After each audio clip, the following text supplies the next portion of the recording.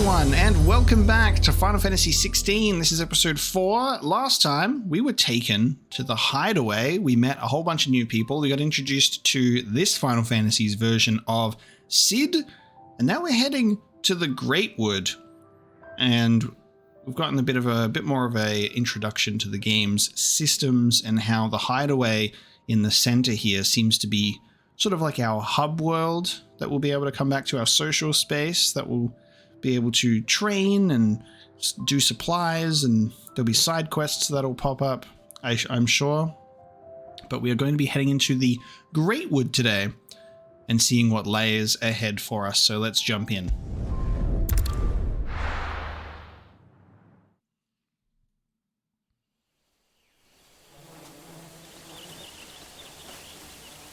The Great Wood in the Holy Empire of Sanbreak.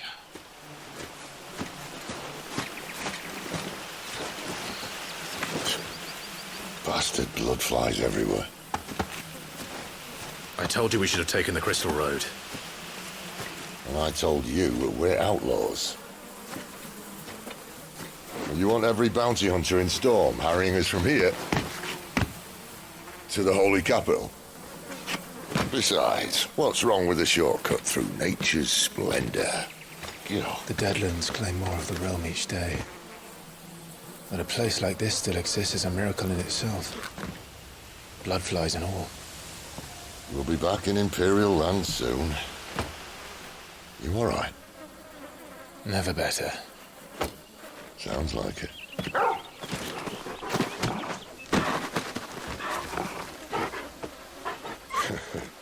That there is a fine hound. Soon took to hunting. Fearless as you like. It's good to have you back, Torgal. Now, we don't want to be caught in the forest after nightfall. I suppose not. All right, we've got our dire wolf, with us. Let's fan the embers, shall we? Our hero's best friend, Torgal, has joined the party and will fight alongside Clive. Use left on the D-pad. Oh, that's cool. That is what left on the D-pad is for, because we were obviously introduced to up, right, and down, and I was like, okay. It's used to cycle between your pet and your items. We can sick him, we can heal, cast Cure on Clive, that's cool, and Ravage, launch an enemy into the air. Timely Assistance. The accessory known as the Ring of Timely Assistance removes the need for giving Torgal commands. When this item is equipped, Torgal will attack and heal automatically based on the current battle situation. That one's not bad. That ring is actually pretty nice because it's sort of like, do you wish to control Torgal or allow him to sort of passively exist on the battlefield, and you can focus on your own sort of combat abilities and stuff. So it's less to juggle, and that seems like a pretty cool thing. Did I mention there'd be deadly beasts? There'll be deadly beasts. There will be deadly beasts. Okay, the Great Wood is a vast forest in the southwestern part of Sanbreak. Wildlife thrives here, but the delicately balanced ecosystem has been thrown into disarray in recent years by the encroachment of the Blight and the beasts driven before it. So dangerous has it become that travelers rarely venture here anymore. And a trained assassin can't handle them. How reassuring. You. Wow. For that and the shortcut. Gorgeous. All right, so we've got Torgal in our party and we've got Sid with us. I'm not sure how much that translates to him actually fighting alongside us or not.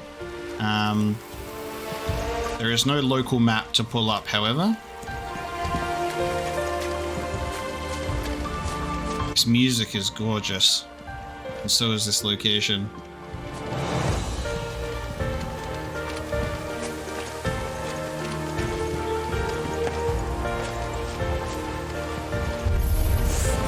Maybe they're friendly like Torgal. Oh, maybe they don't. Worgans.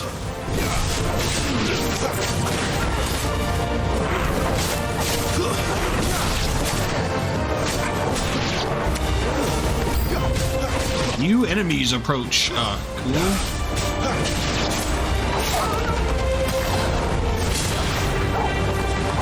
There, boy. Okay. Don't let them get away. Ah, alright. Get him, boy. I'm not sure how I feel Punisher. Okay. Interesting. Okay. We still have a way to go. 3 bloody hides. The game going in and out of combat seems very cool. It's very smooth, and oh my god, you can pet the dog. Your lordship. You can pet the dog. 10 out of 10. You can pet the dog in the field, just not in the hideaway. Nice.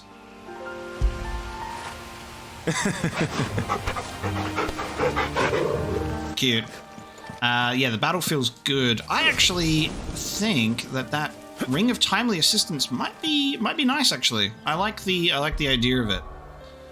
Less so than the other rings that are just kind of like this slows time. This will automatically evade attacks. This will, allow you to do complex ability combinations just by simply pressing square. Like, it makes combat easier. It makes dodging easier. Like, automatically using a potion, I think is cool. Yeah, I think the ones auto heal and auto pet stuff is pretty nice. And this isn't a new thing for Final Fantasy either. Like, there's many abilities. Like Final Fantasy VIII, for example, has a lot of auto potion, auto haste, like those commands that you can do to make yourself more powerful. So I'm not opposed to it. But in an action-oriented game like this, instead of a turn-based one, I'd like to have a little bit more control over my own character to really kind of dive into the combat. But I am totally fine with Torgal having a little more autonomy, to be honest. So that's fine. I'll have Torgal just do what Torgal be doing. And we'll leave it at that.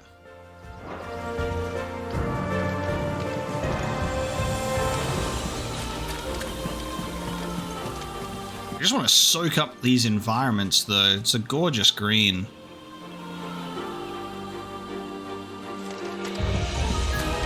You gonna use both those swords, bud? I want to actually pay attention to Sid in combat now, because I wasn't paying attention to him before.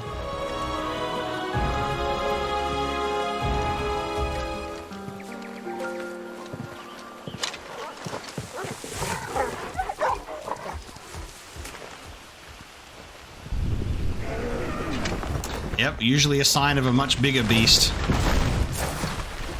A much bigger beast.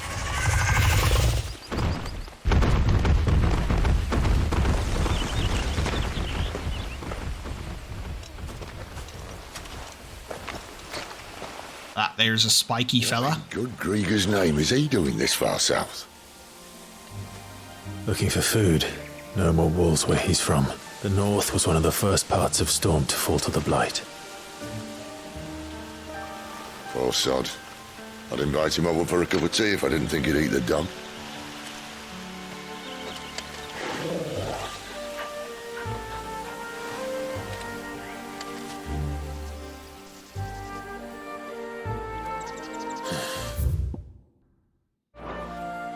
Let's try and stay out of its path. What if I want to fight it? I wonder if we're going to encounter any Ochus. Oh, these did look like they were going to end up being enemies. Vampire thorns. And you only think to mention this now. Oh, punishing sick.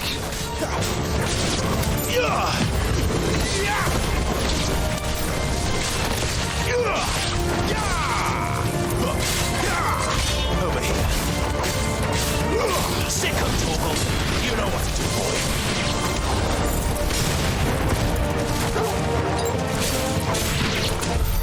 Well, that's the undergrowth sorted. I'll take it from here.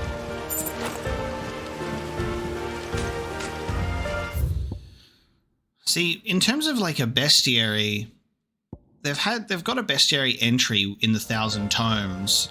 But for like the big stuff, I'm wondering if there's going to be one for like I wonder if it does include every single enemy that we fight, you know?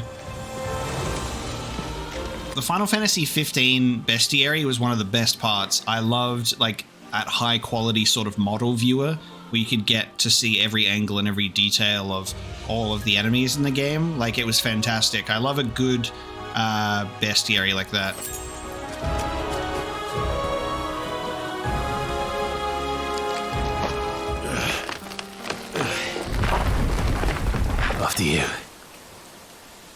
Thank you kindly.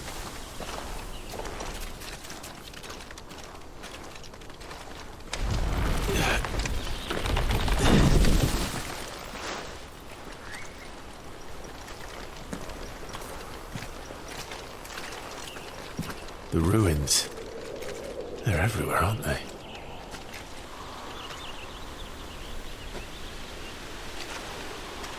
Some say there was a time they blocked out the stars. Down was the only way left for them to go.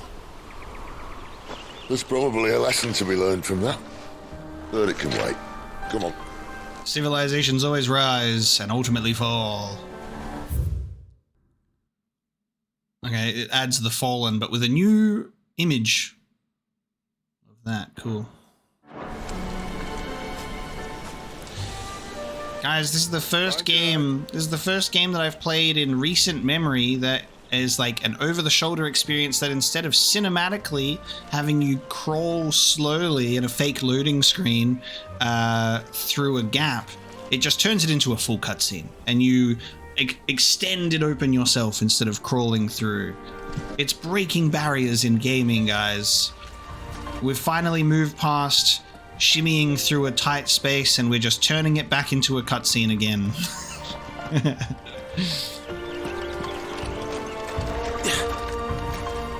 Instead, we have crawling through low spaces. 2 sharp fangs. Where are the enemies? This is an open space. And the music stopped. There it is. I don't want to see Sid fight. Does he use both weapons? He uses one. A wyvern, it's me! Doesn't have to be a friend of yours, does it? Dragon Avis.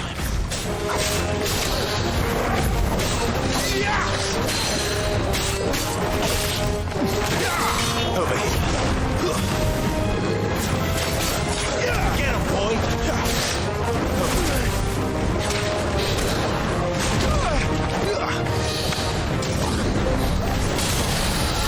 Sick of Torgal. Get him, boy. Get him. Sick of Torgal. Get him. So it just automatically has my character giving him the commands, not necessarily him automatically attacking. Sick of Torgal. Yeah, he's just automatically saying it too. Die. Die! Enemy slain. Cool. Dragon Talon. Upon close inspection of a lesser dragon's foot, one may observe that the middle talon is considerably longer than the rest. This extended appendage is used to puncture the fleshy parts of the creature's prey, causing severe blood loss and weakening them for the kill. If there is one thing for which the fauna of Valistea do not want, it is more dagger-sharp fangs to line their slavering maws, and so those Valisteans fortunate enough not to succumb to said fangs have conceived ingenious ways of fashioning them into myriad articles of virtu, ranging from cutlery to bijouterie. A wyvern.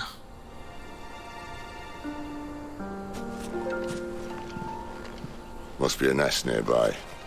Keep your eyes open.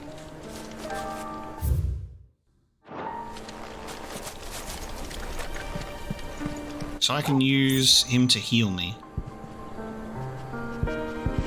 I guess I can only do it in combat. Makes sense.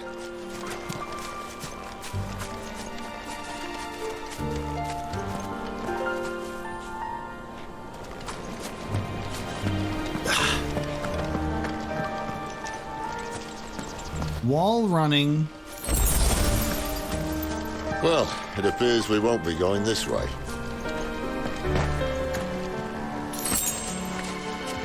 I'll admit I hadn't counted on that.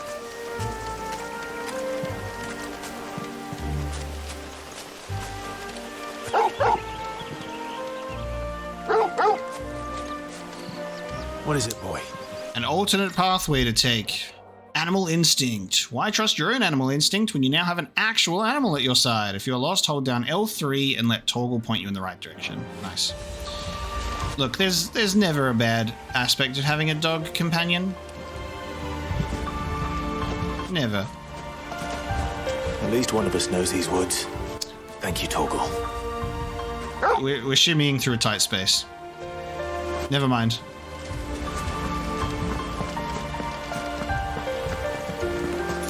I see a lot of blood. Oh shit. Well, they look not too happy. Sam for once is not. Get him, boy!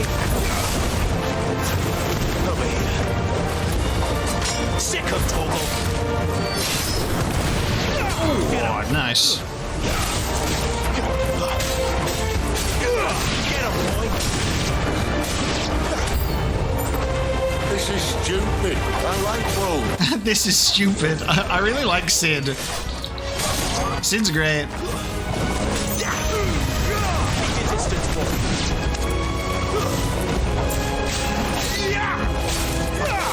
Sick of Torgal.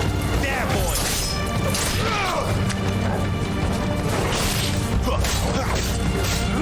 Sick of Torgal. Oh, you went really high. We did what had to be done. Doesn't mean I have to like it. No. No, it doesn't.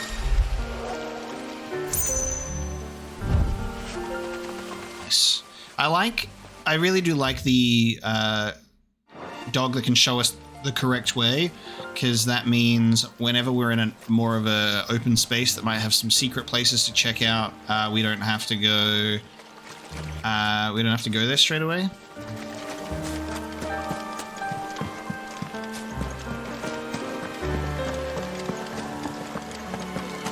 Yeah, that's where we came from.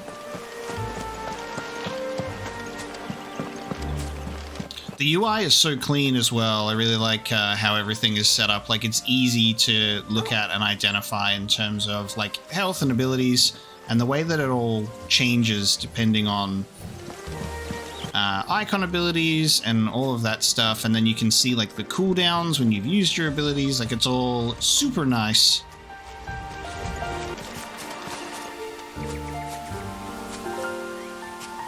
Looks like we have not made leaps and bounds in the gaming industry. We are still shimmying. It's okay. It doesn't break the... It's actually super immersive. I was just making a funny joke. And that bit me in the butt. It bit me in the bloody hide, you know? That's fine. Hey guys, look, it's an enemy arena because it's a big open space. Hiya! Anytime you see a big open space... We're about to fight something.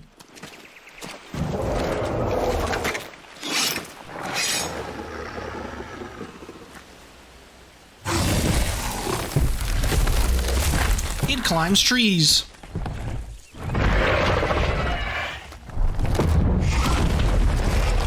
Pineapple lizard. That sword sharp. You'd better hope so. Nice, okay, let's have a look. What are you called? Fafnir. So much for your shortcut. Whoa. Still short. Quite as quick.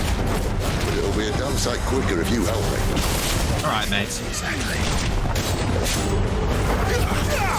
Oh, he's got multiple things that you can target. Okay, you can target different limbs.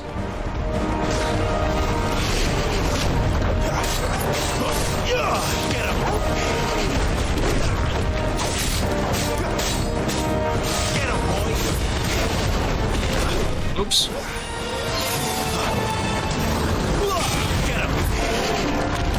Oh, I don't have my timing down on those attacks yet. You know what to do. There, boy. Precision dodge. This time. Not this time. Too slow. Clive's voice actor is great. I love it. Oh, he's got the rolly move. What is this? Dark Souls 2? The covetous demon? Give them all you've got, boy. Give it all you've got, boy.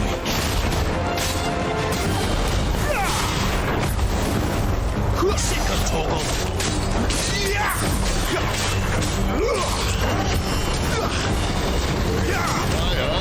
Oh, he's got the rolls! Oh shit, spin cycle. Ah! No one knows. That's so awesome. Going on the walls, that's so sick. What? Okay. What if we kill him first? That's awesome. What a move. Sick of Torgal. Yarg. Oh, I was like, I tried to see if I could dodge that, but I don't know how that works.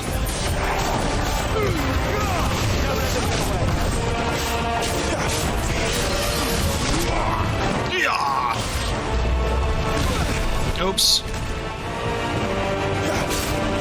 Pressing the wrong buttons constantly. Oh my god. You know what? Finish him. Sick of Torgal. Get him. Fafnir of the North slain.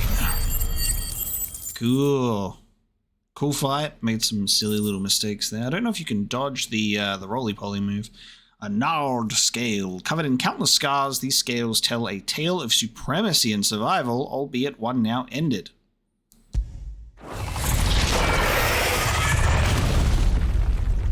Prey slaughtered.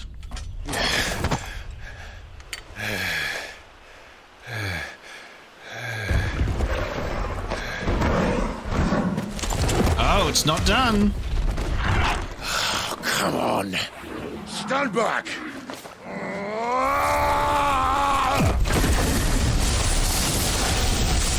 All right, we get to see it. He's the dominant of...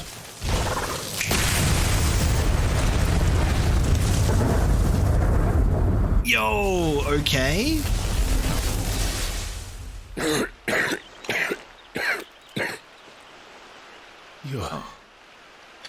You're a dominant. I am. Aye. Of Ramuh? But not by choice, mind. Old bloody realm of strapping young lads. And it was this sorry sack of bones Ramuh saw fit to home. Ramuh. Nice. Cool. Lights your own cigarette with your finger. Such a cool move. Sid. Will it be here? Nope. But it does update here. Founder and leader of the Hideaway, where he and his comrades labor to liberate bearers and dominants from servitude, a life that Sid knows all too well as he bears the burden of being the dominant of Ramuh. So it is Ramuh. There you go. Warden of Thunder. No longer does he fight for any one nation, but for all peoples of Valistea. Ramuh in Final Fantasy 15 was like one of the coolest things ever. Like having like the... I can't remember what they were called. I think they were called Primals. Might be... No. I can't remember. Yeah, they always have a different name in every single Final Fantasy. I just think that they might have just been called Summons. No. They were called... Yeah, my brain is too filled with excitement to even think about it right now. But Ramuh in Final Fantasy 15, like just like throwing the judgment bolt onto the ground and just wiping out the whole environment was so sick. That's amazing. So there we go. We got to see just an inkling of his display with just like with the lightning bolt. That was so sick. I guess we'll see it at some point. You say you want to help dominants and bearers. But what's in it for you? What's in it for me? The same as for all of us. What we want and deserve. Save for our knack, dominants and bearers are no different from anyone else. The ability to use magic or summon great beasts should command respect, but instead has left us outcasts. Our kind are used and discarded like tools, yet we are men, so why must we die as less? I see. So what you're saying is you want to start a war. You flatter me, lad. But my days as a firebrand are long behind me. No, I only wish to offer our kind of choice. A place where we can die on our own terms. Huh?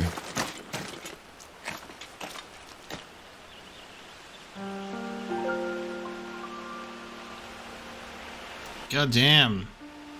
So cool. There's a great reveal, and like the way that he speaks about stuff is awesome too. Giant enemy slain. The production value on this game is insane. Like, it just feels so good, and it looks so good, and all of it is just amazing. I'm very impressed. A lot, like, the reviews have all come out and seem to be astounding as well, which is nice.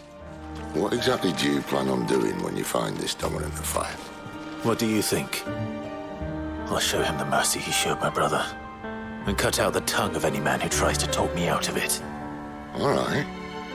Forest dark enough as it is. You see what I mean? Like, it's like there's a very serious tone to it, but it doesn't, like, it allows itself to be a little bit lighthearted as well when you've got, like, all right, Mr. Darkness. Like, it's great in that sense. I really like the world we're being presented with here.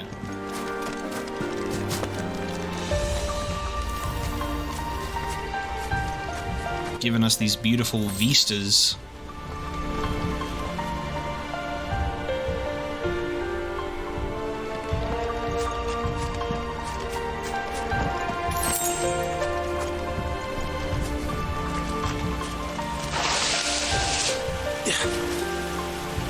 Oh, we got hornets. We got big boys.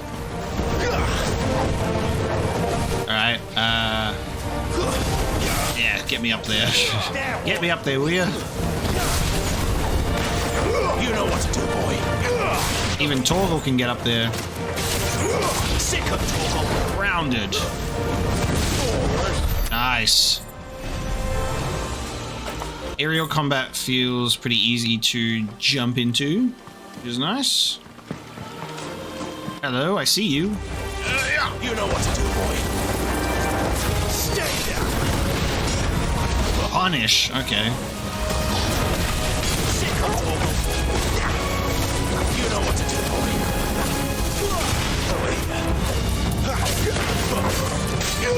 Sick of Torgal. It's over. I love the finishing moves.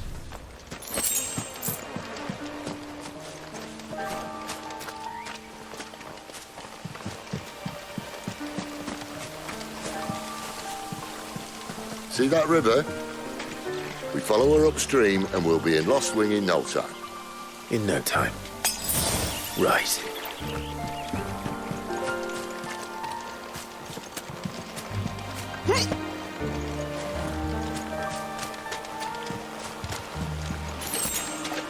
Okay, so we've got multiple branching pathways, but I don't know how open these areas are per se. Get him.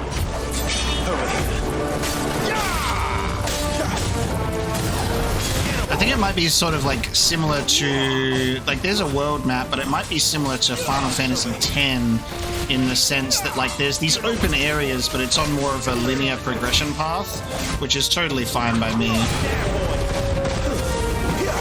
I'm much more in that camp of liking a large-scale experience, but on a more of a linear pathway sometimes that does have some open areas. Final Fantasy X really did it well because it's like focusing on like the story pushing along the journey instead of being like go anywhere you want immediately, and it's mostly gas stations, you know.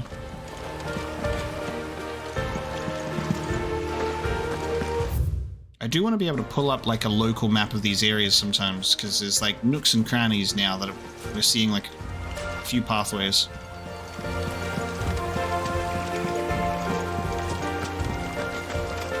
All we know is follow the water.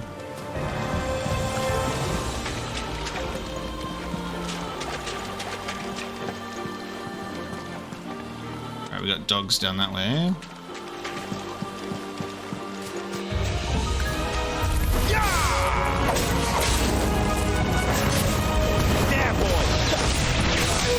Oh, it's cool seeing him use like those abilities.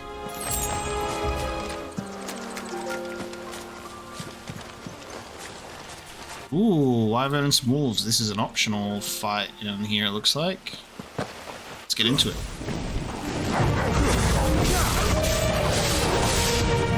Oh no, or we can go through there. So this might be the way to go, actually. It's over. Sick of Torgal.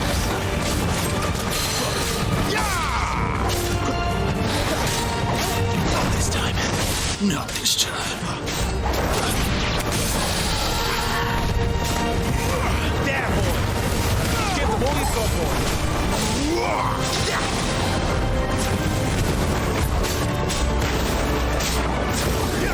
Get him.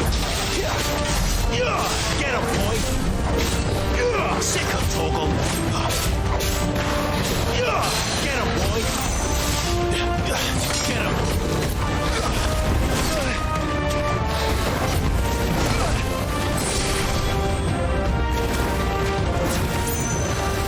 Sick of Torgal.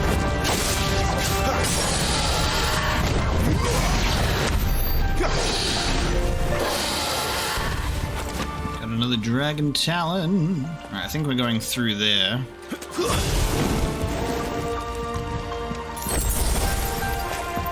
Which means I actually want to see what's going on up here.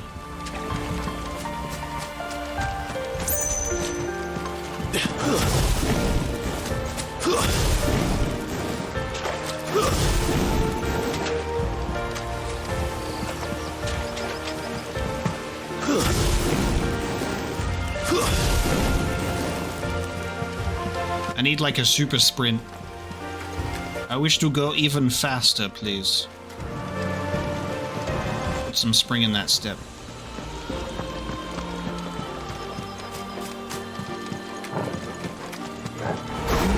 Let's make this quick.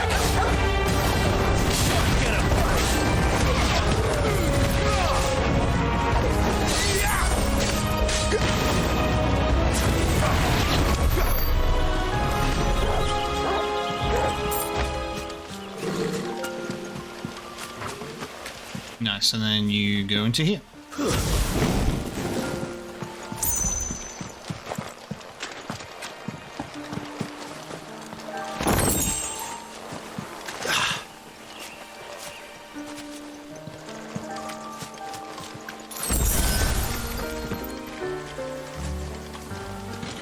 Quiet.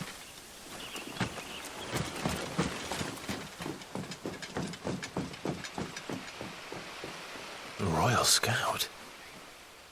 Someone's far from home. Let's follow him.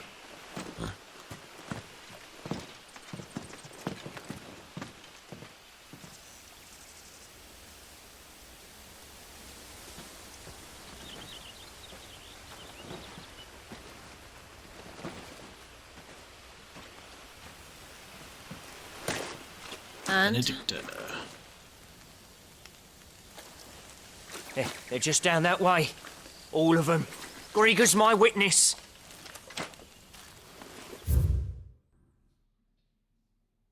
Royal Intelligences, an elite unit of Royal Knights of Waloed led by Benedicta Harmon, who lead clandestine incursions deep into the territory of enemy nations for myriad purposes, espionage and assassination chief among them. excellent.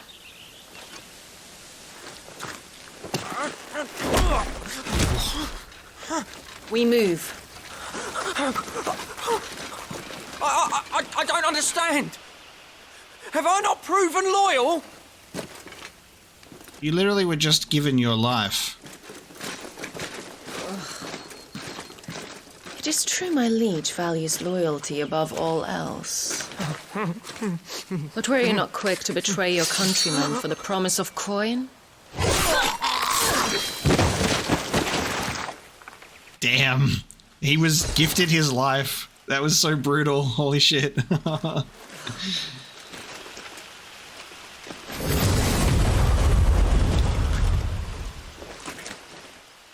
Ah.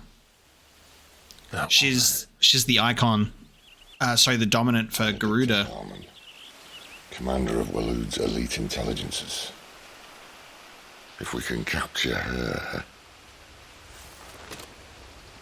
You! Weapons on the ground, Imperials!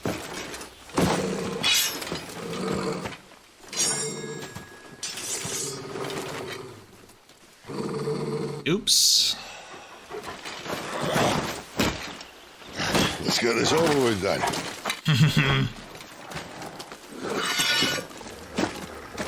Benedicta has conveniently left the field. Oh my god. Okay, so Benedicta is got those wind powers. That's cool. She's also got Zidane's haircut from Final Fantasy IX, which is funny. I can't get that out of my head whenever I look at her. If we can capture her, well, that's going to be interesting. Well, we've got Clive and also a lightning dominant versus a wind dominant. That could be fun. Just going to take a quick break because someone is at my door. All right, my lunch arrived at the perfectly opportune moment, right before battle. Never battle on an empty stomach, everybody, okay? Let's get back into it. I missed. Midnight Raven. Hello. I got a cool name. I'm getting stomped on and everything. Okay. I forgot that I have that move, actually. It reminded me that I can do that too. Oh, never mind. Okay. I want to stomp on you. Ah, there we go. Oh, okay. Get him, boy! Midnight Raven. Okay. Sick of Get him! Fate is sealed. Too slow. Too slow. Sick of Torgal. Oh, get staggered, son. Get him, boy! Sick of Torgal. There, boy! Get him, boy! Oh! What is this? Cinematic Clash! When the screen flashes orange like this during a pivotal moment in battle, repeatedly tap square to either press or fend off the attack. Get fucked! That's cool. Cinematic Clash. Because they've got cinematic parries and cinematic guards and stuff, but now we've got cinematic clashes. Oh! This is so cool! I love how this can happen in the middle of battle. This is kind of sick. It allows for some more cinematic experiences. I can fuck with that. That's awesome. Oh. Okay. Just some abilities.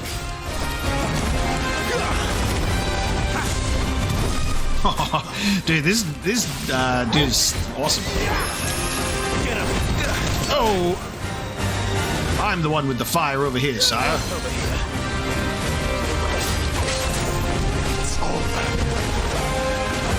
Where are you?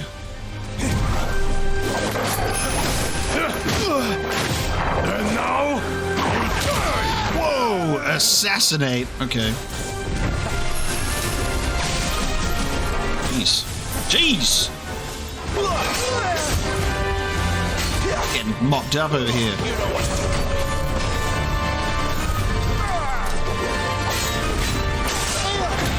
Oh, there.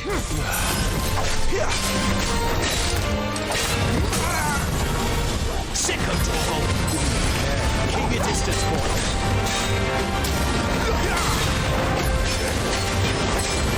Sick of Torgal.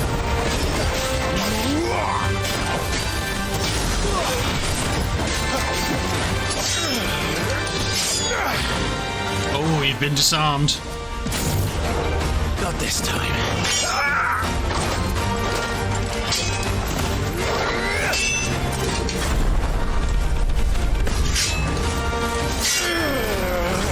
This is so much fun, dude. Alright, this is excessive now. Get him. Oh, that was a killing blow. Alright. Nice. Midnight Raven slain. Cool. Cinematic finish. Very satisfying. A badge of might awarded to soldiers for unparalleled displays of courage on the field of battle. The feeling of accomplishment it enkindles in the recipient's heart is thought to enhance a future performance. Increases attack by 7. Nice. Victory. They thought we were Imperials. Well, you're dressed like one. Well, you do look the part. Though you fight like a true shield of Rosaria. And one blessed by the Phoenix at that.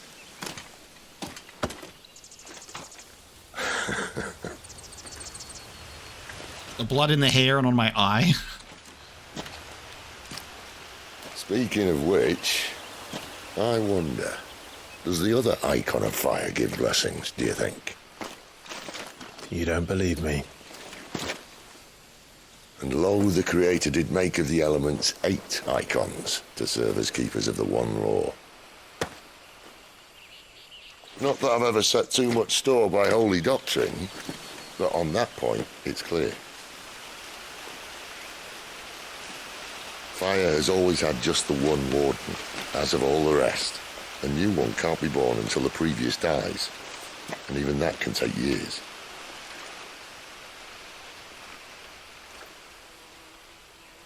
The thing is, you don't strike me as a liar. Which leaves but one person who might be able to shed some light on the matter. And they're in Lostwing.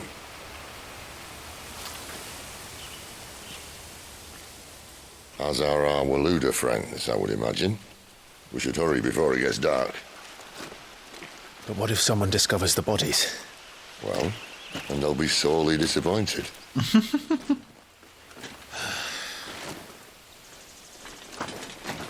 The dialogue is so good. Alright, so it brings up the dominant of fire again. It brings up everything again, but nothing is new. Stage, replay, and arcade mode. In the Reach Stone, enter the virtual battlescape for details on each of the new options. Okay. That's cool. We can replay, like, certain quests, potentially. To the Orabel Downs, the idyllic plains that stretch across the southern reaches of the Holy Empire are sparsely populated, unless one knows where to look. Okay, so the Great Wood is now no longer accessible on the map. I wonder if these places will become accessible. You can revisit them normally, or whether it's the stage replay is the only way to go back. Banning embers, okay? Let us get in here. The mystery of the second icon of fire continues. Sometime later, the Holy Empire of Sandbrick. So much for arriving before sunset. Oh, I didn't realize we were this close. Any idea what that is they built the village around? The fallen ruin. I've heard some call it an airship. Though its flying days seem to be behind it. It's a shame, that. You truly think a dominant's waiting for us in that village? My scout has never given me any reason to doubt him. Which is why I think we should hurry. Come on.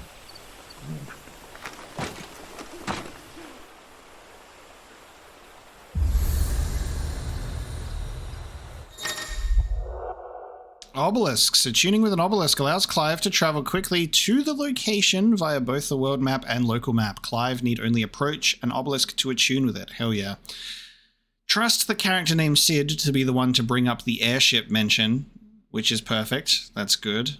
I'm not so sure about this rumor of a dominant of fire, though. I'm suspicious, but I'm so invested in this story already. It's so good. All right, we got obelisks.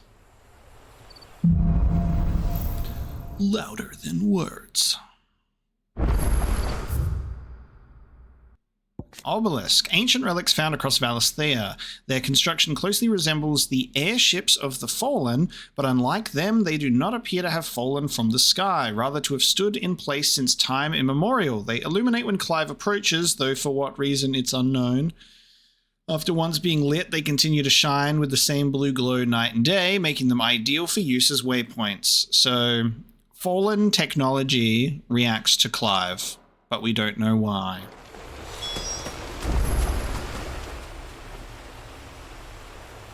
This isn't the first time I've seen one of these. Perhaps I can use them as waymarks.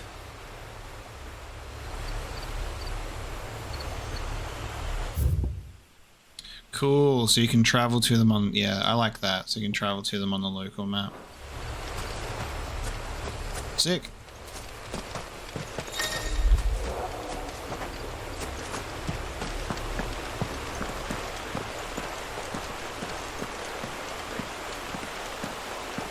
We're going to use fallen technology to make an airship, and then we're going to go all the way to that pale red dot to defeat God. That's how this game's going to end, guys. We're going to defeat God on that red star via the means of fallen technology. That's my out of left field end game prediction. Something wild. There is a... Ooh. Okay. Hang on. We've unlocked faster running. If you just... if you sprint for a... If you're just walking for a while... Yeah, if you're just walking for a while, you will activate super sprint mode.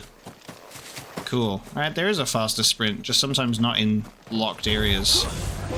A walled hound. Sick of Torgal. Get him. There, boy. Get him.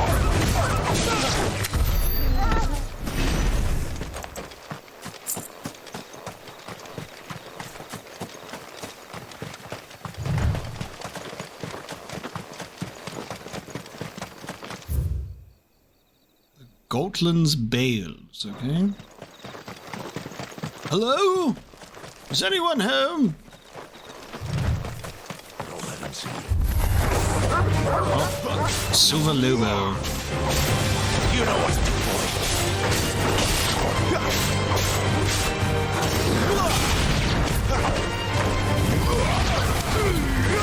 Give them all you've got, boy. It's over.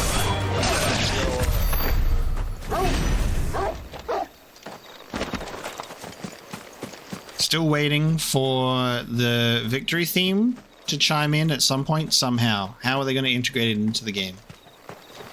Sorry, it's early days yet. Someone could still hum that theme in the same way that we'll travel to a location and there'll be a Biggs and Wedge character. Hopefully.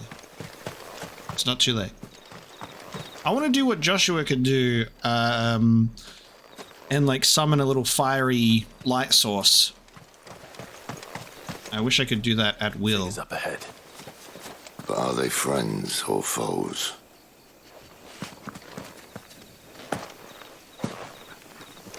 I don't know, I'm taking a look around. Trying to see if there's anything missable in these open areas or not. In the fields. Oh, hang on. Royal Osfreyr. Ooh, well, they're clearly enemies. Can we get the drop on them, go around them?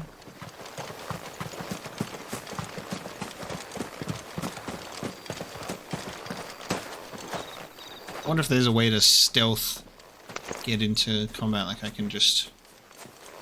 Let's see if this is possible. You! Nope. Crush you! Another attack! Don't let them get away! Nice. Okay, no way to enter in a stealthy manner. You will announce yourself automatically.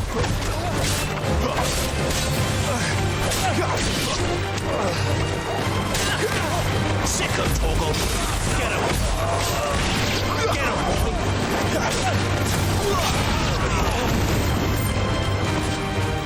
I've accidentally pushed him up there.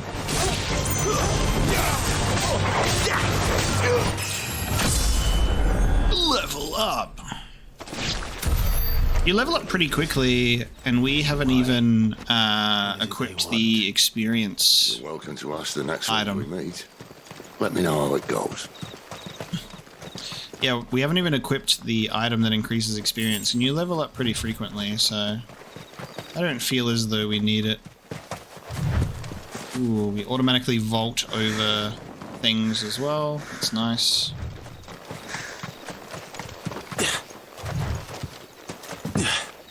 Ugh.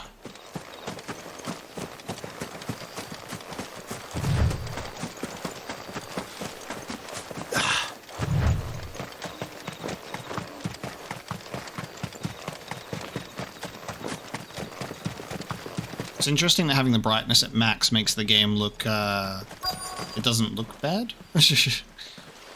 It looks normal. Wow, this is gorgeous.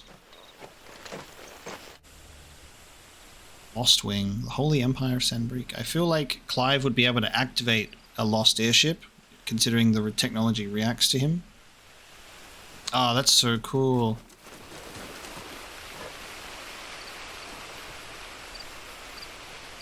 No sign of the royalists. Or anyone else for that matter. It's too bloody quiet. Even for this hour. What do we do now? First we look for my scouts. You start here, I'll circle round the back. How do I let you know if I find him? Good question. Shout? Subtle.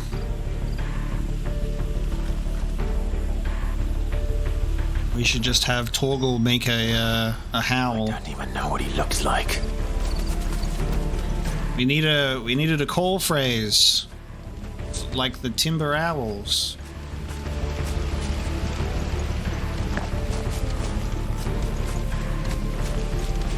Explore Lostwing. Ah, Completely abandoned. nice. Can it?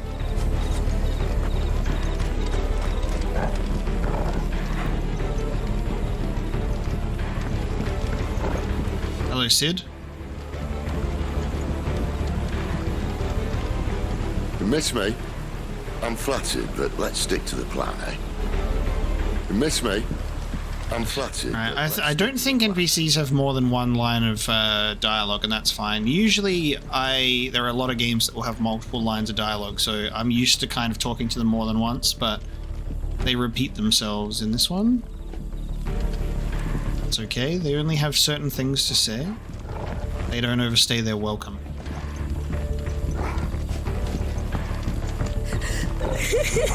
That sounds like a child.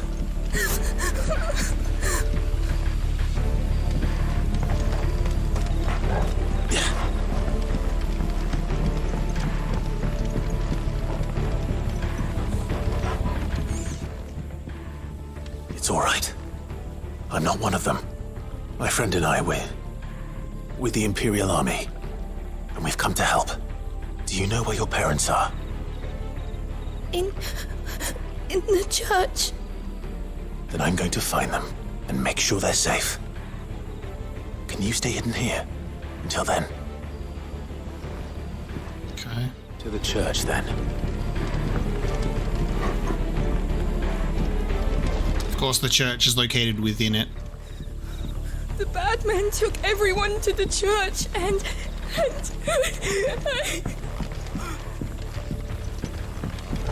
Oh, hang on. I think she had something more to say. the bad men took everyone to the church and please help my mommy. Please help my mummy.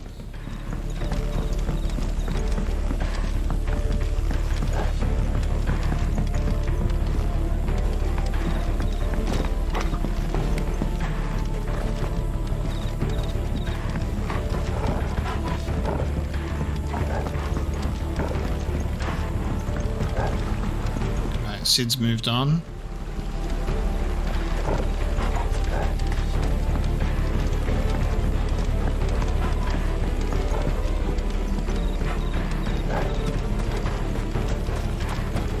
The church, I know. I'm one step ahead of you. You go in through the front, I'll take the rear.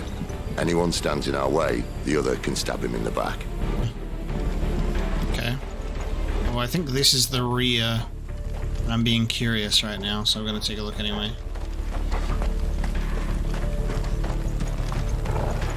No, they can't have left the village.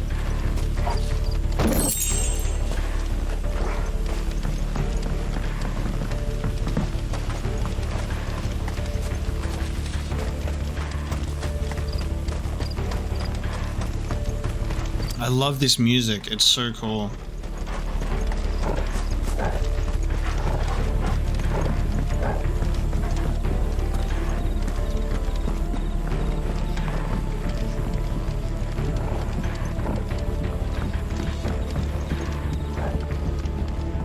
wonder what this place looks like when it's all actually lively. We might actually see that come daylight if we're able to liberate this place from the bad men, apparently.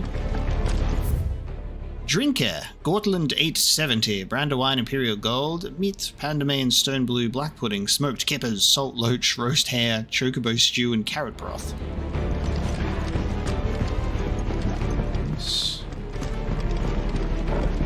People were disrupted mid-meal. Unforgivable.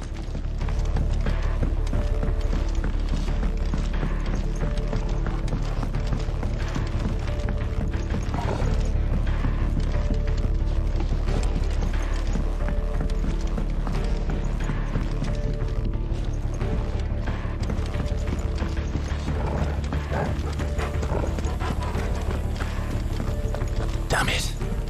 No one here. Black blood. Okay.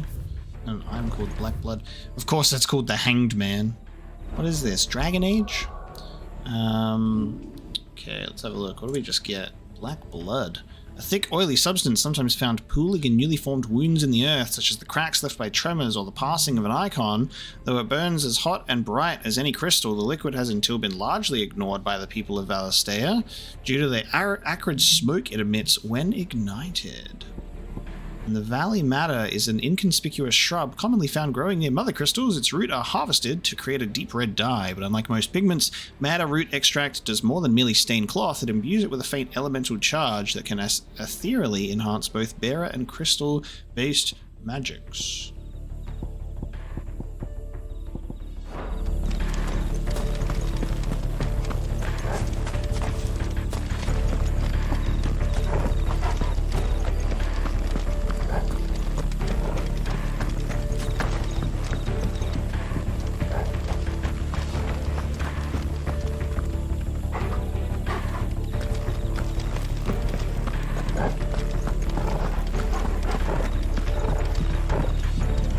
Church looks empty too.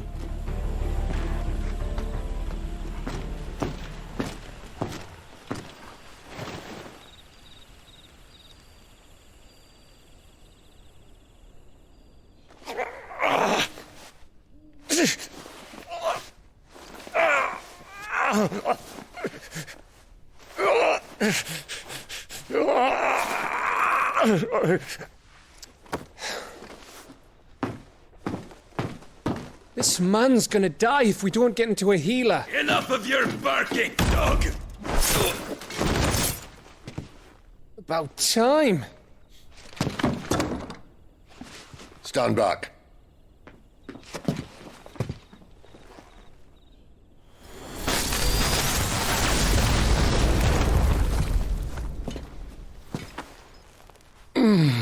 Who the hell are you?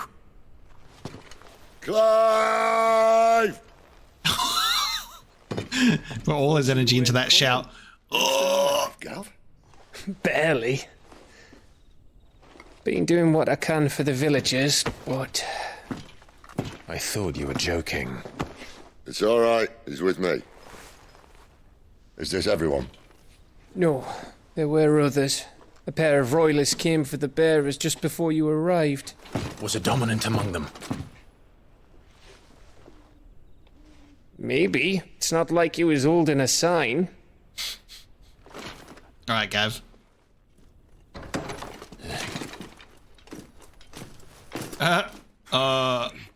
Oi, oi!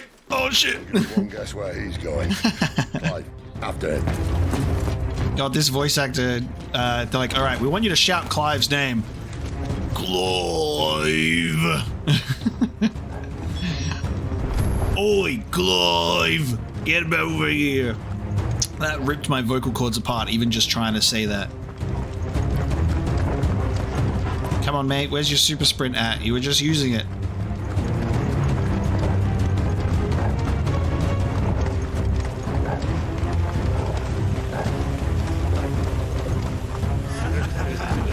Any word from the scouts?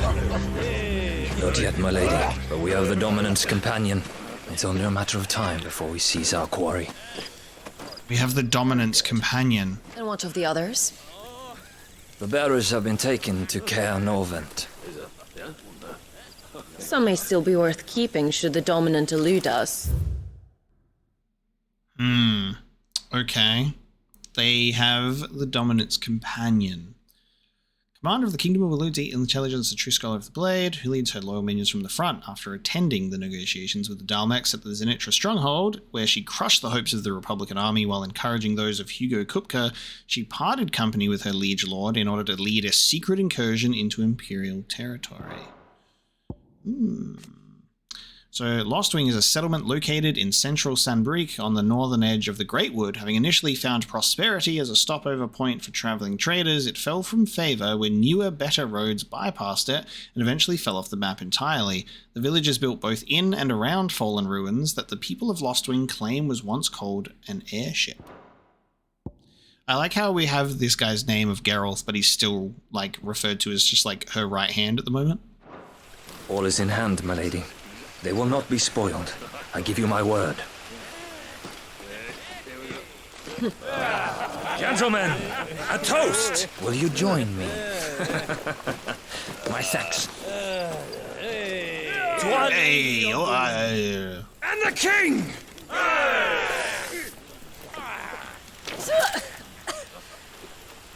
Ugh. The Imperials drink this piss? Well, it would go some way to explain their breath. Lady Benedicta! Imperials!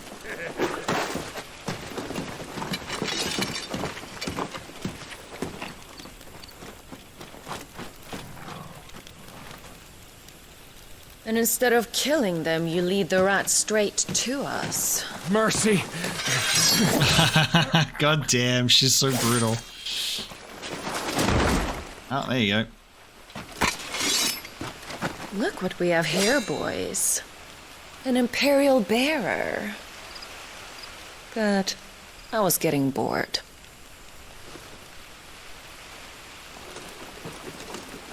Ooh, 1v1.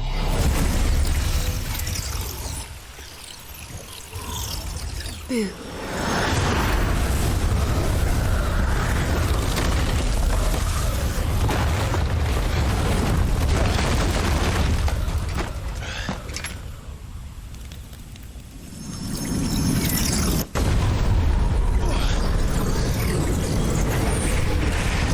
Dude, yeah, okay. Where did it? Oh, wait. Hold on. Dance, Gerard. Oh, cool. Okay, I like this. This means what I think it does. Sid has some explaining. Sick of Ooh, okay. So, Dominance can summon beasts, because this is not Garuda, obviously. It's Charada. Interesting, okay. Dominance can summon beasts.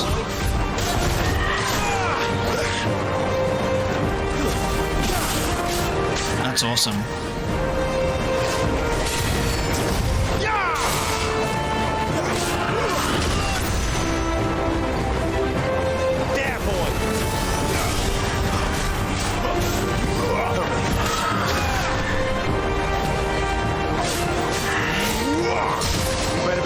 Sid, you know what to do, boy. Get him, boy.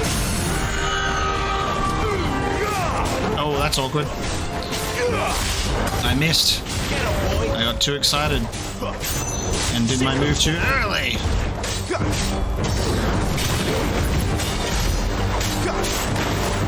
Get him.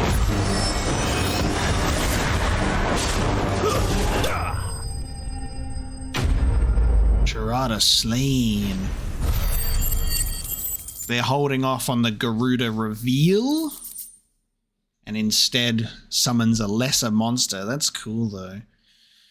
Cleric's Medallion, at a glance, what appears to be a holy relic able to channel the power of the divine into curative energies, actually contains the dust of a light-aspected crystal known to be a catalyst for the restorative arts. Increases healing potency by 20%.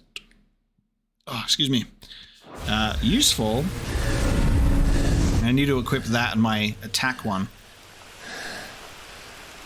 You've got some fight in you, even for a branded.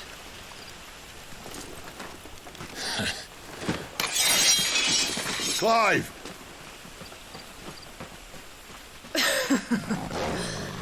Look who's here to save the day. Is this how you recruit all of your charges? Don't recall you complaining, Benedicta.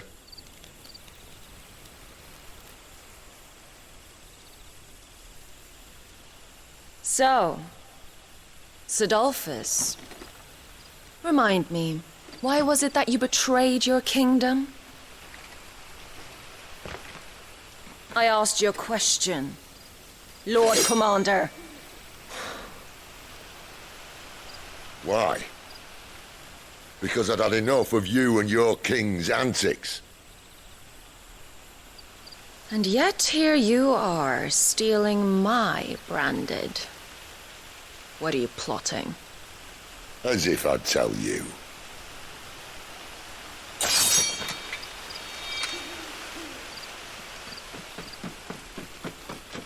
Lady Benedicta, we have secured the dominant. Always something, isn't there?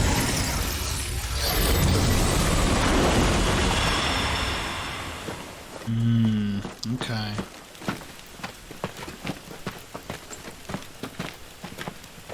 And she's gone.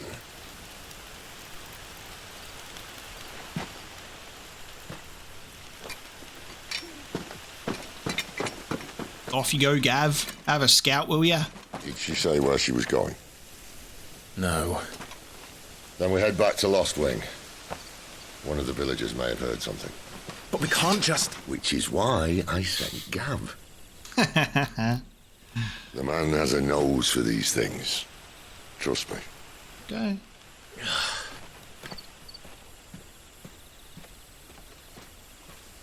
That was awesome. Dude, all the cutscenes are so good.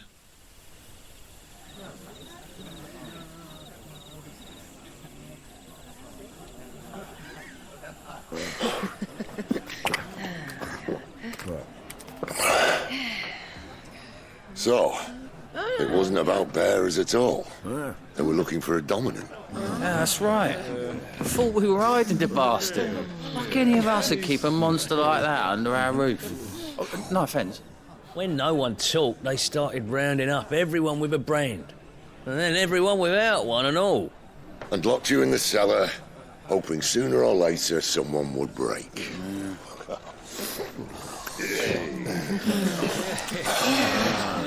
You know, things might have been different if you'd accepted my invitation. Oh, don't remind us. We were all saying the same thing. This is our home, innit? Don't mean we won't out when we can, though. And that, I'll drink to.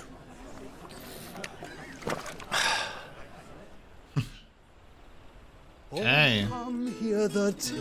You spoony bard. Whose tamed worms 1,000 and slain the tenfold. 100 full legions the young dragoon led. A spoony bard. Watched as 1,000,000 foes turned tail and fled. His lance levels mountains, it spanned as the deep. So, ex-Lord Commander of Waluda. Listen, Clive. Revenge won't bring him back. It won't. 13 years ago, I watched a dominant kill my brother right in front of me. And I did nothing. But now I can. I can kill the son of a bitch and bring peace to my brother's soul. After that, whatever happens, happens. Fate. You're content to be its slave, then?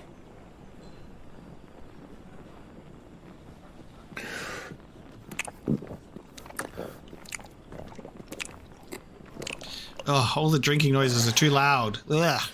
It's unsettling. It's like goddamn. Meanwhile, so they have a dominant, Care Norvent. Would have us believe the Imperial host invincible. Yet here we find the Empire's cornerstone teetering on the backs of a handful of cowards and cutthroats. Well, Bahamut may lead 100 full legions.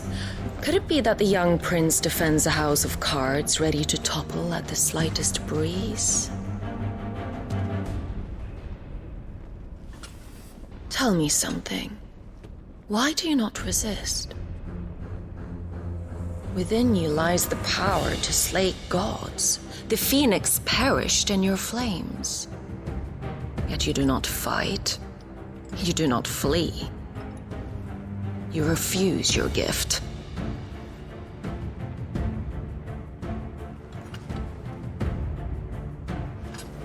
Perhaps you're distracted.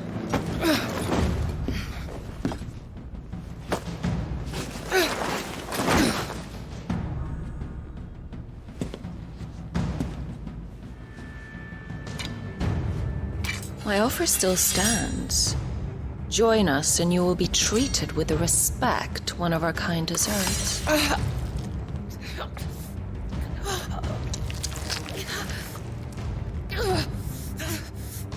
Lord Margrace, don't! Lord Margrace. Lord Margrace. Okay. I find it funny that they're still hooded. Like, obviously it's protecting this whoever person's identity this is for the audience, but it's funny that like they wouldn't have like unhooded him. Crystal fetters, a restraining device for bearers and dominants that uses precisely arranged and activated shards of crystal to disrupt the flow of aether through their flesh, thus preventing them from priming or casting magics. So valuable are the materials from which they are made, and so rare the skill required to craft them, there are very few specimens in existence, and they are only employed when absolutely necessary. So this person can't even transform even if they wanted to. Caer Norvent is an imperial stronghold located along the southern fringes of Sanbrequois territory, far from its capital of Oriflamme. It occupies a key strategic position adjacent to the Crystal Belt and is formidably fortified as a result. Within its walls there are living quarters, a church, a jail, and sufficient storehouses to see the occupants through a lengthy siege.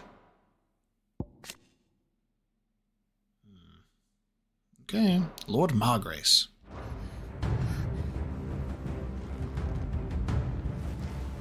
I'll give you a moment to consider your options. Do be gentle with them.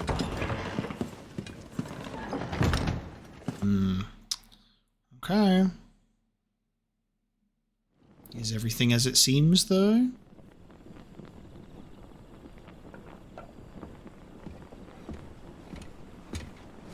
Clive.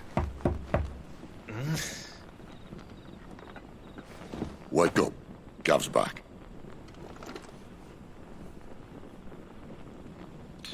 Gav's back, baby. He's back from his scouting mission, he is. Caer Norvent. One of the Empire's outlying strongholds, though apparently not strong enough to keep out the Royalists. The captured bearers are inside. I'm sure of it. If Benedicta's orders are to stay in the shadows, she won't be travelling with many men. Meaning, she'll be keeping her prisoners together and close by. Including the Dominant. So, we find a way into the fortress and conjure a bit of chaos. What about me? Excellent question, Gav. You will wait outside the Caer and guide those I free to safety. And miss all the fun, why can't he do that? Clive doesn't have your nose. He'd stumble off a cliff before he even found the men. Come on, Gav. You're the best man for the job. Well, when you put it that way. Suppose I'd better scout ahead for any surprises. Don't you let him down. Gav's audio, like his voice lines, seem a little bit crunchy. Everyone else's is very like smooth and easy to listen to, but it sounds like his whoever recorded these voice lines or like the actual recordings from they were a little bit crunchy. I was like, oh, it's kind of like blowing out the microphone a bit. Sid's faithful scout who puts his legendary nose to work in tracking the movements of slavers, soldiers, and any other object of interest to the hideaway, the ever agreeable fellow, only too gladly delving behind enemy lines if he can get a good story or two out of it. All right. Shall we? Not so fast. We wait until tomorrow. But he's right there. And if we leave now, we'll arrive just as the sun comes up. Maybe join the guards in breaking their fast. Come on, Clyde. They only just took the place. They'll be there a while yet. We've got one chance at this. You don't want to waste it, do you? No.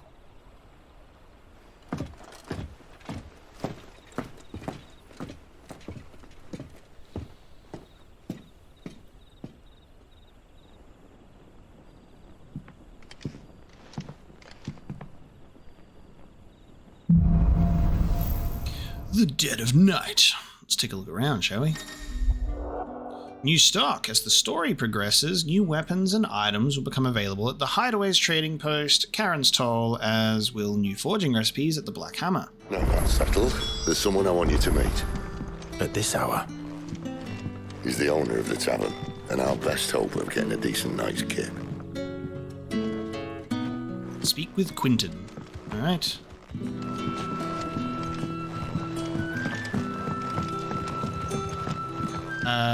And then we might be able to travel back to...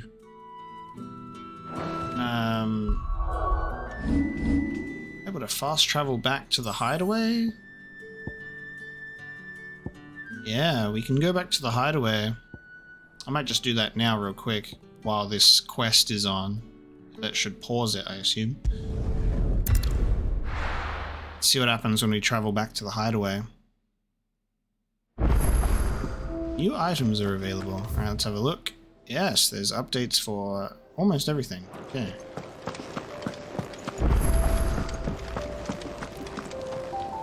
Look what the curl dragged in. The curl dragged in, okay.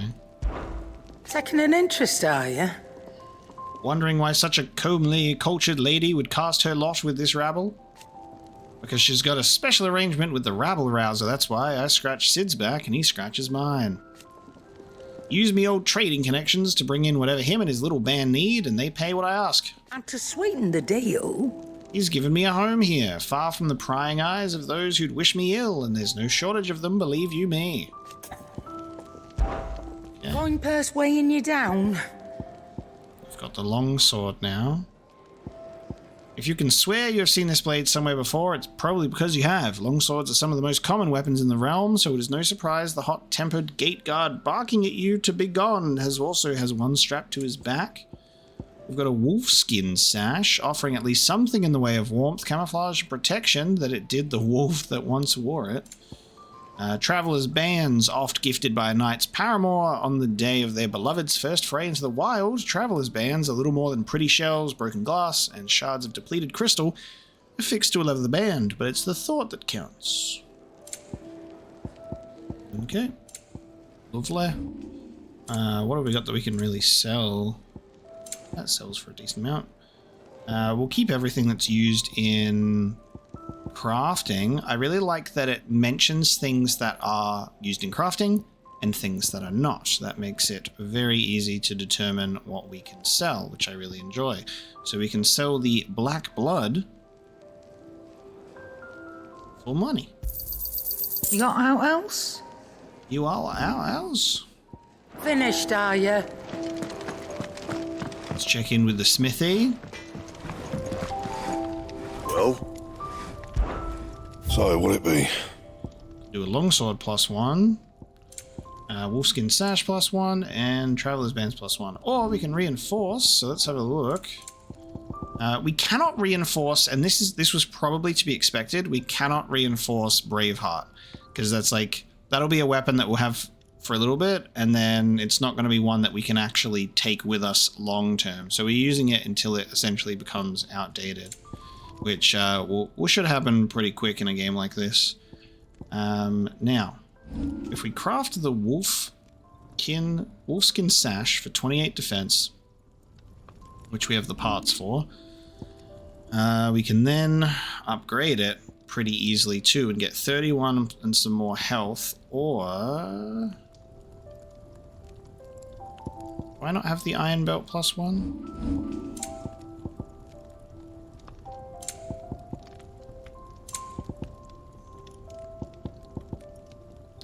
Let's do iron braces +2. Yeah, that should do you. I think I might already have the iron belt +2 on, actually. This wolfskin sash is going to end up being better, but like not that much better.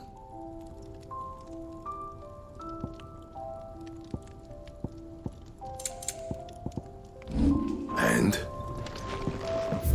okay, let's have a look at the Reach Stone. The Reach Stone. To see what these new things are. Stage, replay, and arcade mode. So, replay any previously cleared stage and be awarded a score based on performance. Restrictions on level, gear, consumables are applied, and gameplay will default to action. Stage replay. Oh, replay any previously cleared stage but at the current level, and treasure coffer data is retained. Cool. So you can go back to... Nice. While accessing the Arete Stone, Clive can replay any of the main scenario's major battle sequences. This mode can be used to revisit cutscenes, collect forgotten items, earn XP and AP, or retry missed achievements. Cool, so that's how we can revisit the Great Wood and stuff. That is perfectly fine. That's cool. I like that that is just included in the base game. There's too many games that are like, we'll do New Game Plus in an update later at some point, guys, don't worry. So that's cool, I like that a lot. And then we can check if there are things that obviously need updating and stuff. When we come back here, we'll check in with Tomes. It doesn't say that there's an update, however, I doubt that we've looked at every single lore piece available. Have you come for a tale? Let's have a look. Let's tell him of our adventures. Oh yeah, because we've got to tell him of our adventures first, don't we? If you have a question for me, I should be happy to answer it. Love those classic sound effects. All right, persons of interest.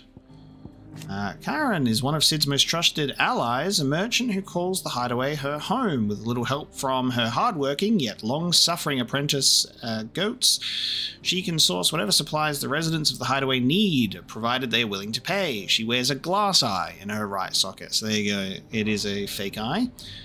Goats is an apprentice to Karen and an ally of the hideaway, a gentle giant who has a warm word for everyone, but is not afraid to put his foot down in the face of injustice. Goats' every waking moment is spent in service to his nan, and he can do little of his own accord without her express permission.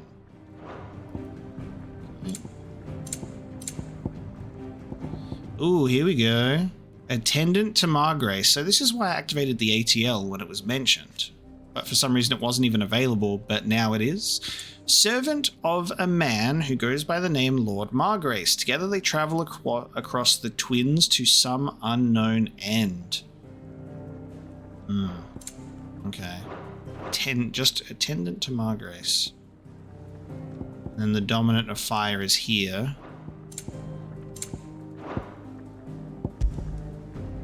Sid's hideaway. A hidden refuge built on fallen ruins in the blighted lands of Central Storm. It is from here that Sid operates his secretive society of freed bearers, so accustomed to most so-called branded to ill treatment at their master's hands that their first experience of something approaching freedom within the hideaway's walls, be it something as small as a hot meal or a soft bed, can come as a considerable shock.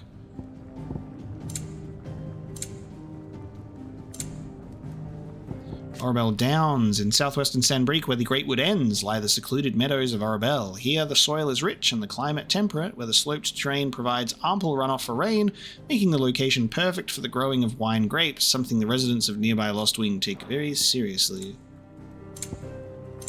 I see their reason for having an NPC to tell your lore to, and then he updates the tomes, but you have to travel all the way back here. At least you can do it whenever to travel back here. And then have a read. Could be worse. The Arete Stone is a mysterious ceramic tablet that stands in the hideaway of a similar construction to other relics of the Fallen, yet seemingly not a part of the airship proper. Its imposing appearance suggests some important function that has been lost to time. Whatever strange secrets lie within it, it seems to react to Clive's presence and urges him to unlock his hidden potential. Okay. Magical beings of godlike strength who dwell within human hosts known as dominants, only emerging when the dominant primes. History records 8 icons in total, each with a unique elemental affinity. 1 warden each of fire, water, thunder, ice, wind, earth, light, and darkness. So, yeah, we've got Phoenix, which is supposed to be the only fire one, but there's Ifrit. There's also presumably Leviathan, Ramuh, Shiva, Garuda, Titan, and then I'm not sure about light and darkness. Like, I'm thinking Odin could be light. What else we got that's like darkness? There's Diablo's not a summon. Diablo was a guardian force in Final Fantasy VIII. I'm trying to think of who would be darkness, and it's not coming to mind right now. Oh, Bahamut. Duh. Hang on. Bahamut would be darkness. Or maybe light. Depends on how he's been depicted. The common belief is that 2 icons of the same element cannot coexist was shaken by the appearance of a second icon of fire during the Imperial attack on Phoenix Gate. Yeah. Bahamut is either light or darkness. Which one is often depending on how it wants to be spoken about.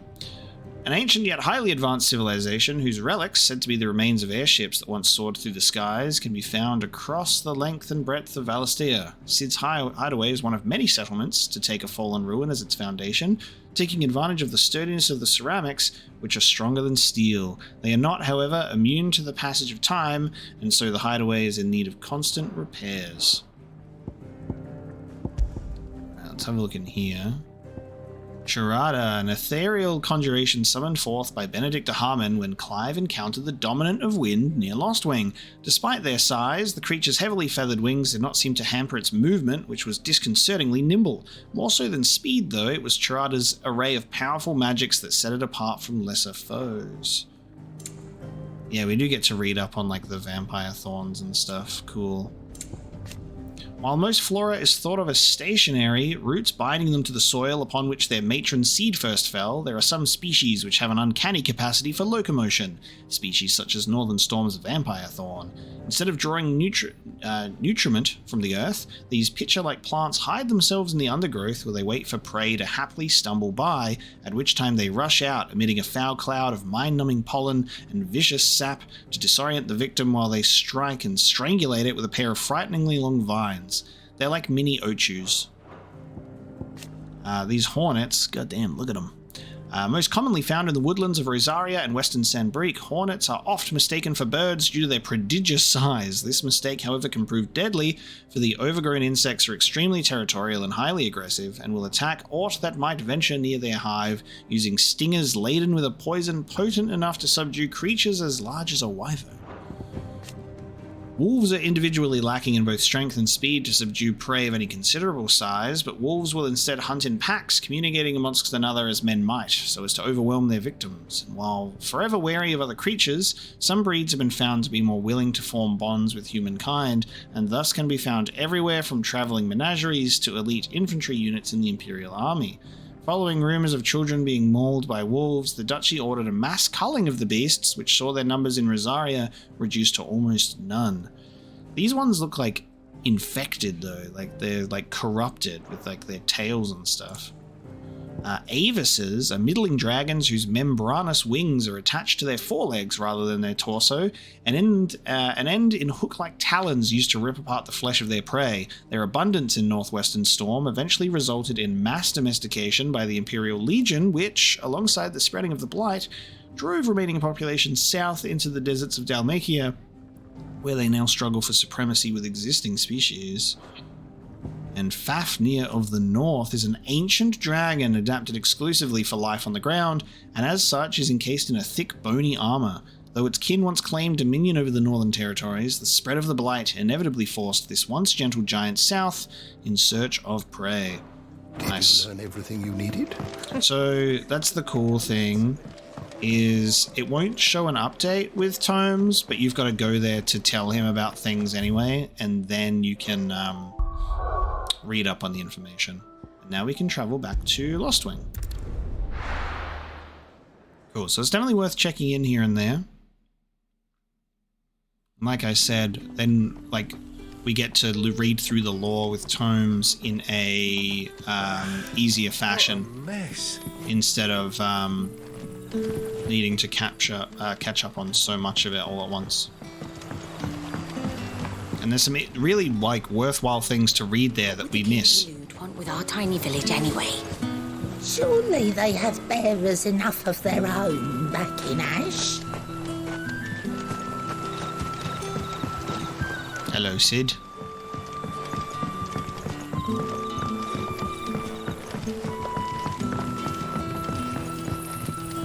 Where's my crystal light source? I would like to have one. Quentin, my good man. It seems we'll be spending the night. I thought as much.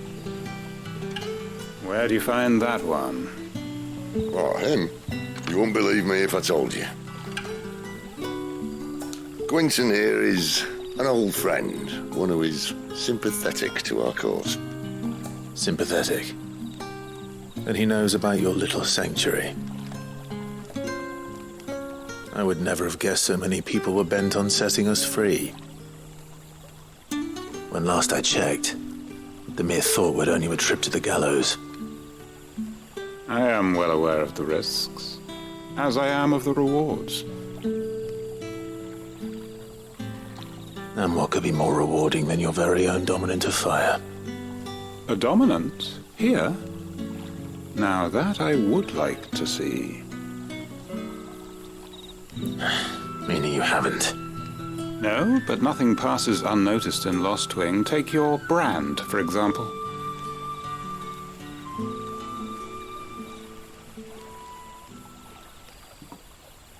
People will see that at once.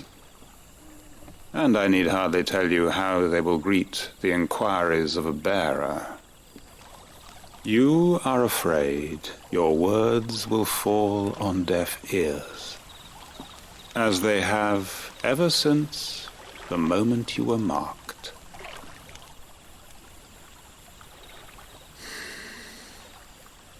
Happily, I can provide a solution to your dilemma, as a favor to Sid, that is.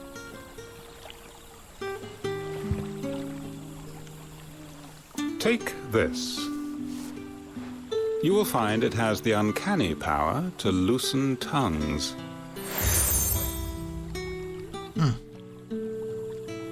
May the mothers guide you.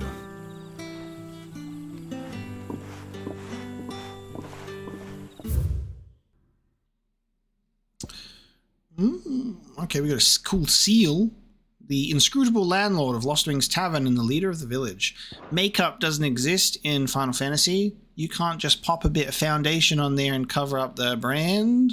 No, sir. Alliance.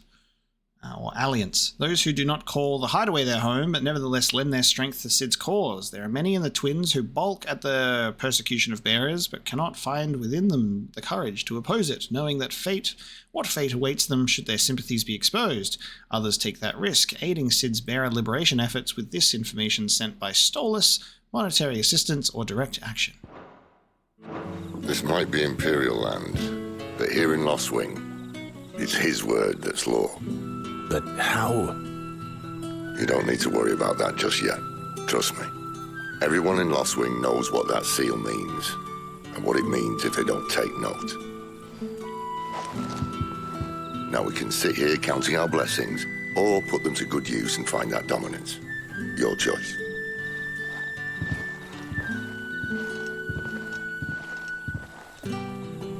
Let's see if this thing really works. Gather information from the villagers. Okay. We've got a shop here. Let's take a look at this in the items.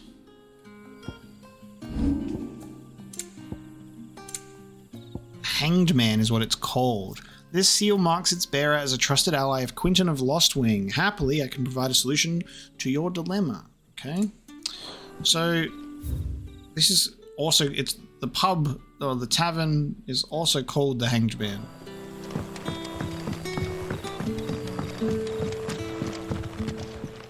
What can I interest you in today? Okay, we can buy these stuff here as well. You can buy meteorites, nice. Pretty expensive. Oh, what is this? We got music.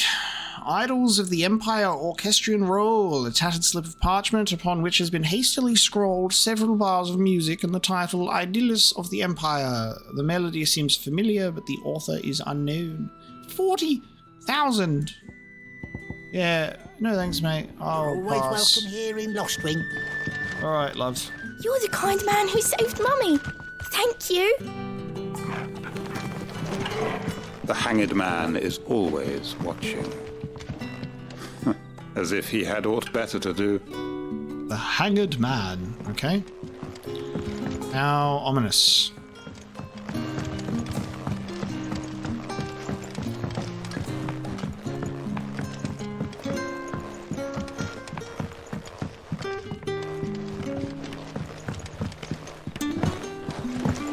Let me just jump over, please. Let me just jump over. I gotta go the long way.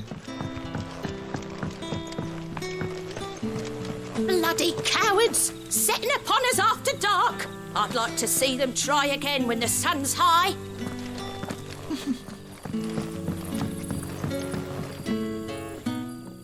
That a hanged man I see?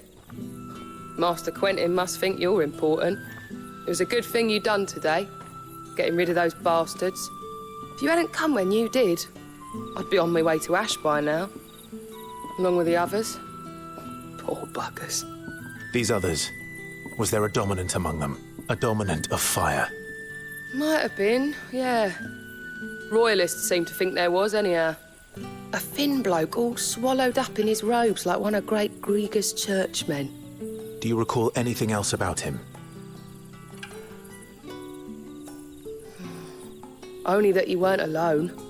Was a young maid who went wherever he did, including the church, and wherever the Royalists dragged them both off to before you got here. I see. Thank you.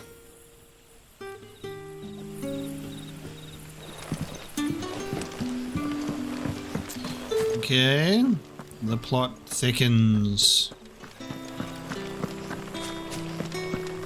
Honored visitor, might I ask that you pray with us for the deliverance of our brothers and sisters from evil? This is what I wanted to have a look at, because we didn't really get to see in here at all when we came in here. The hymns of Gregor, and thus did Gregor summon together her 72 spirits of light, and tell them of the holy heralds she would send to the world below, where there was much strife and suffering, for which she wept. Rejoice, she said, for my heralds who are a part of me, and who are me, shall be as bread unto the starving, and as water unto the thirsty, and shall bring light where there is only darkness. God bless you, Clive. That's cool.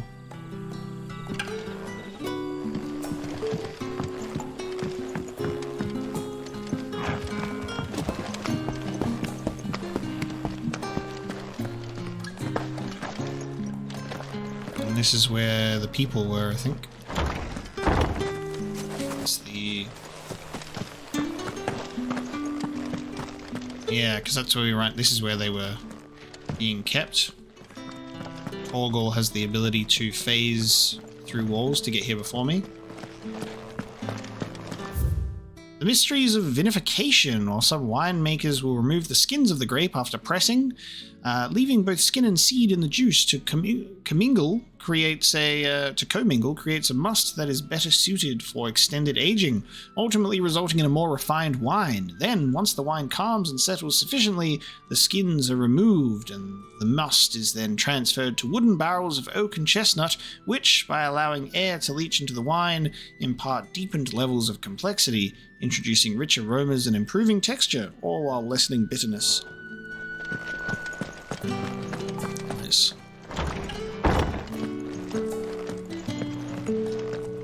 Nothing down here but dust and cobwebs.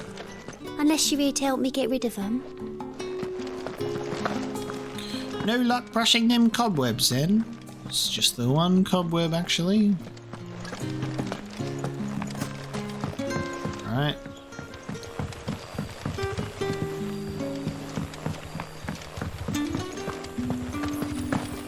And that's all you can remember. Think hard. I already told you.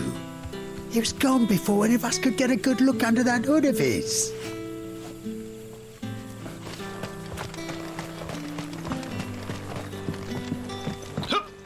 And then you run into him and then he drops his stuff on the ground. Ah, Master Quinton took a liking to you, I see. And there I was, thinking you were in bed with Sid. Wonder what Gav will have to say about this. Speaking of whom, if you see him, tell him thanks for looking after us. Now, what can I help you with? I'm searching for a dominant of fire.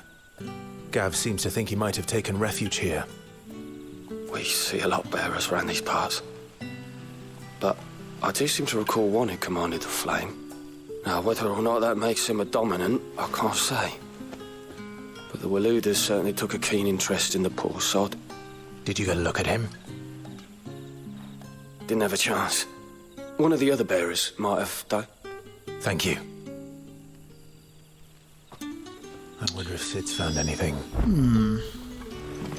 I mean, he's trying. I wonder what Gav and Sid's relationship is like with that insinuation.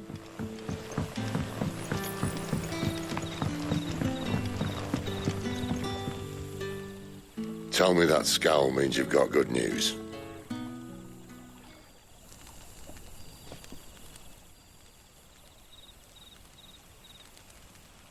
So, a shady lad with a hood, and his equally shady lass.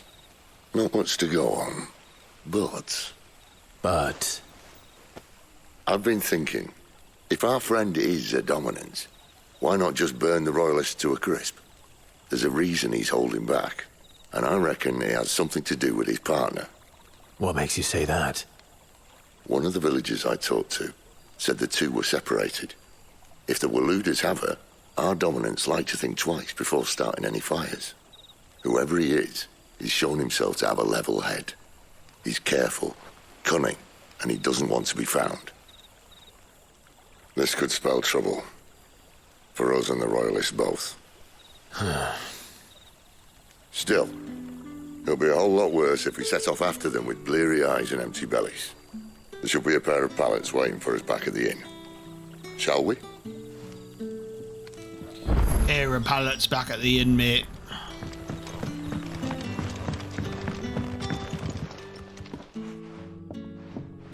Now, about those beds. Beds? I seem to recall your request being to spend the night. And for that, the floor will more than suffice. Better than a wet rock, I suppose. My thanks, Quinton. Next time you're at the hideaway, our floor's all yours. No need for thanks, Sid. This isn't an act of charity. You don't say. In exchange for my floor, I shall be requiring your services. The Royalists saw fit to erect a barricade across the road south when they occupied the village, and failed to remove it when they left. I expect it to be gone before you leave. As you wish. Quentin's a bit cheeky, isn't he?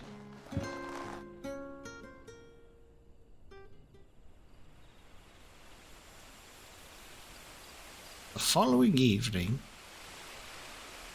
Well, that took longer than expected. First time dismantling the barricade?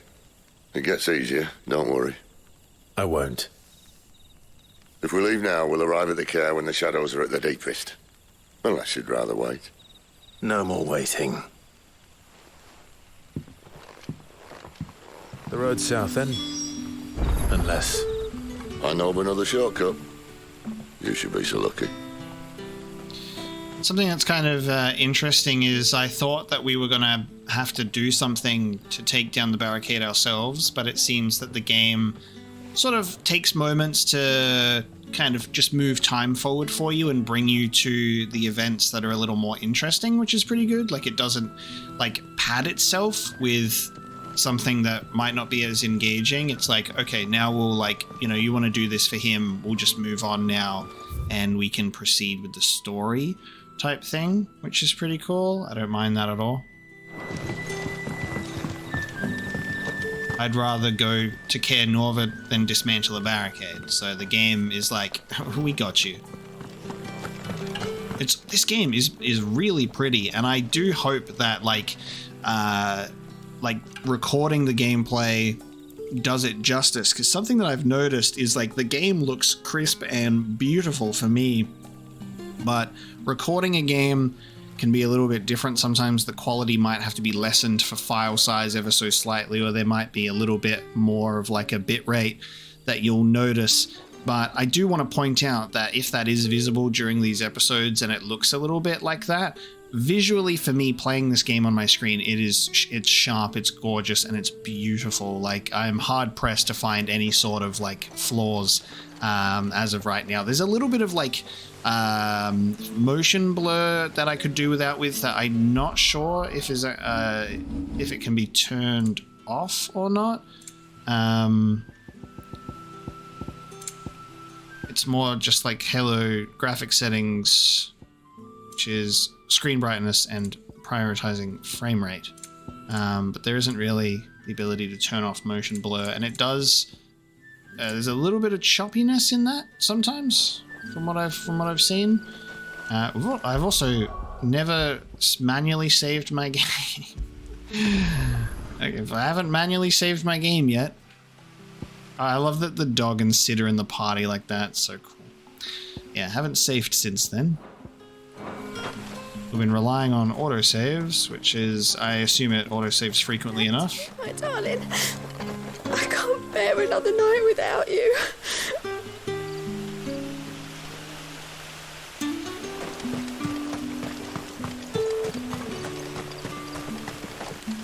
The road here cuts through Lorbert's Pass to Caer Northern. You're not thinking of heading that way, are you? I am, actually, mate. And it's 300 yards away. The royalists were looking to take the care that had posted sentries to prevent any unwelcome surprises.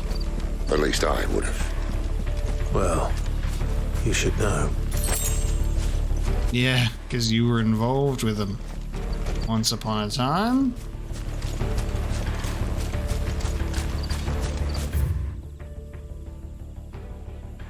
Actually, hang on, what's that? Cellar passage.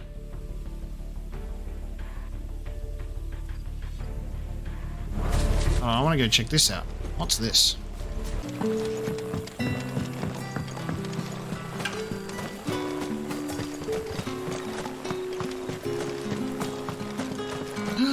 Dog. Oh yeah, there are just normal dogs too. Look, hound, me dog. It's just chilling. Most of us came to Lostwing to get away from the kind of thing that happened last night. Oh, which only makes it worse. Okay. Puppy.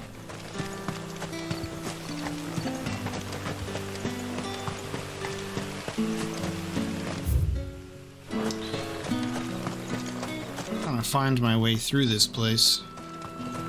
It is harder than it looks. I'm trying to get to this cellar passage, but I can't.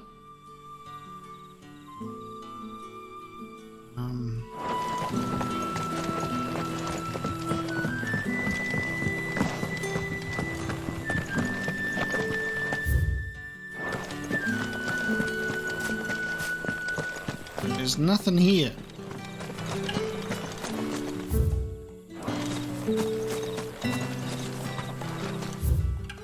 On the map as a cellar passage that I am right on top of, but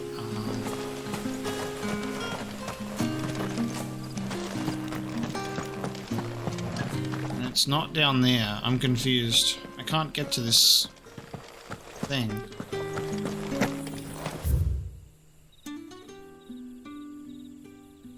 Oh, it might be from here. Hang on. Inaccessible. So there's something here that goes here and maybe through there.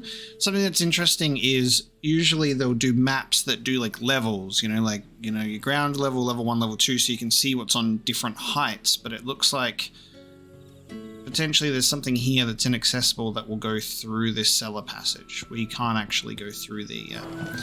So it like popped up on my map and I'm like, what is that? And the game then doesn't make it super clear based on that inaccessible thing. So I assume we'll just have to check in with that later. Yeah.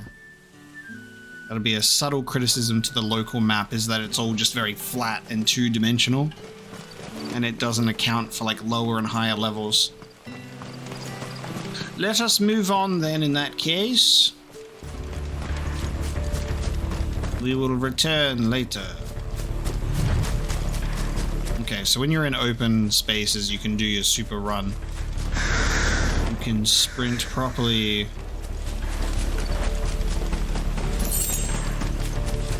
Oh, hello. Royal Mastiff. Told you.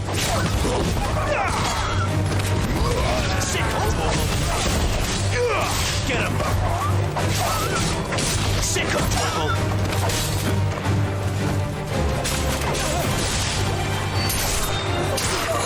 Get him, boy!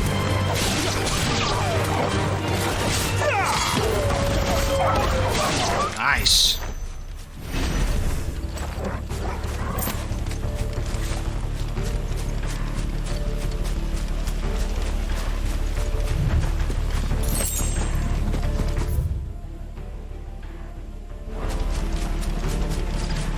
What are the Royalists thinking? Why take a stronghold they've no chance of holding? When they've no intention of holding it. The king is up to something. The king? Well, you don't think they're acting on a whim, do you? This is one of His Majesty's cunning stunts, and he sent his best to execute it. We've never even heard the man speak.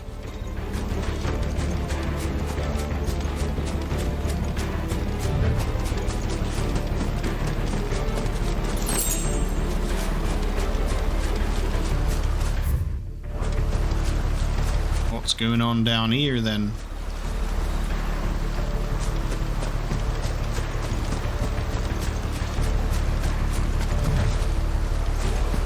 Looks like there might have been something down here.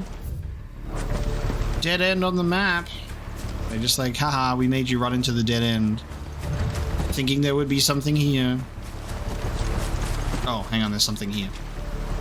Cool chest. Got a meteorite. They got rare chests. Alright. That should have been all the way at the end. That would have made the journey more bearable. Oh, hello. Royal Gandfreya.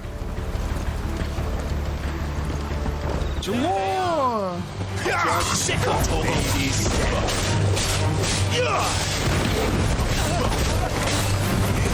Get him! Get him, boy! Sick of Toggle! Get him! You know what to do. There, boy!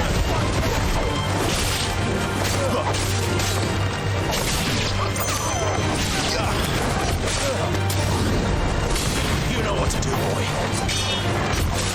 Get him, boy. God, he can cover ground real quick. I'll tell your lady you tried.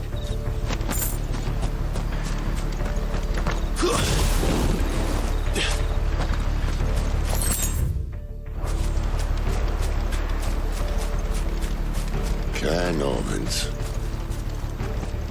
Hard nut to crack, even when it isn't crawling with royalists.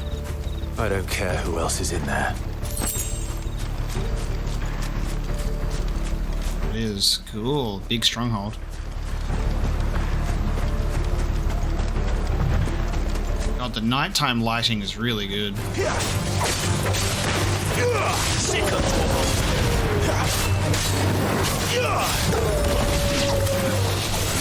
Get him!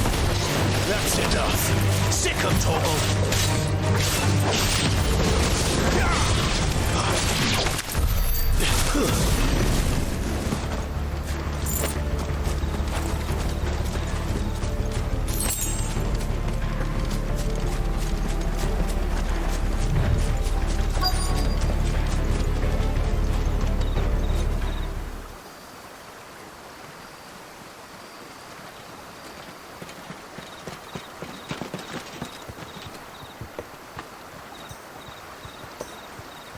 Much as I enjoy battering down the front door, I hazard this endeavour will require a bit more tact.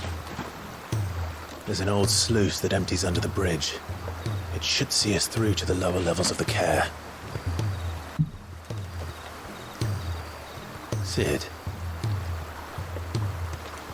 We both know why I'm here. But what is it that you want? Why would you risk your life for a handful of outcasts? If anyone ever learned what you've been doing with their property... They'd have my head in a box. But this isn't just about dominance and bearers, it's about all of us. What I want is to build a place where it doesn't matter what you are, but who you are. But our world isn't ready for a place like that. So, until it is, I use the power I've been given to show people there is hope.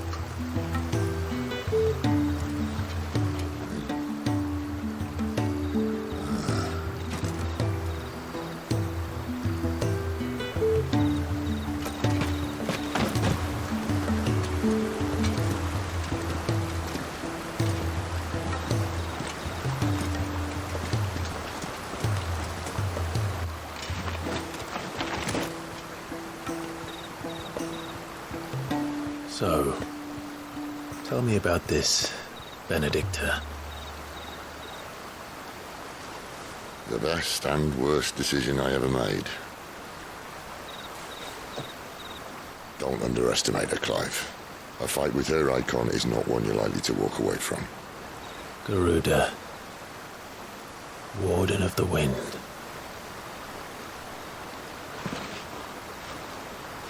Hey. Go now, quickly. All right.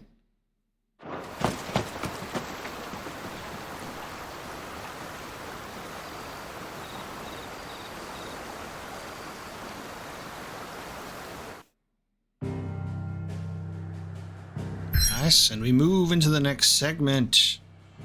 We're here. Travel to Caer Norvent, which was once used as a stronghold. The Holy Empire has since disgarrisoned this strategic position along with the neutral crystal belt and now employs it in the training of Imperial Army recruits. So we're near a city here, we're near a location. We're moving further into other places, which is cool. And with that one, this is where we bring this episode of Final Fantasy XVI to a close. Thank you so much for joining me today, as next time we'll be heading to Caer Norvent, and we'll see how this will take place with the supposed dominant of fire, Lord Margrace. We will see if that is true. I am very, very excited to see how this is going to go. We've experienced a little bit more of the game now in terms of traversal and what's going on and how we can go back and forth between other locations and replay stages, and I'm really enjoying how this game is presenting itself. It plays beautifully, it looks beautiful, and it sounds just as beautiful too. So thank you so much for joining me for today's episode, and I will see you next time for Caer Norvent.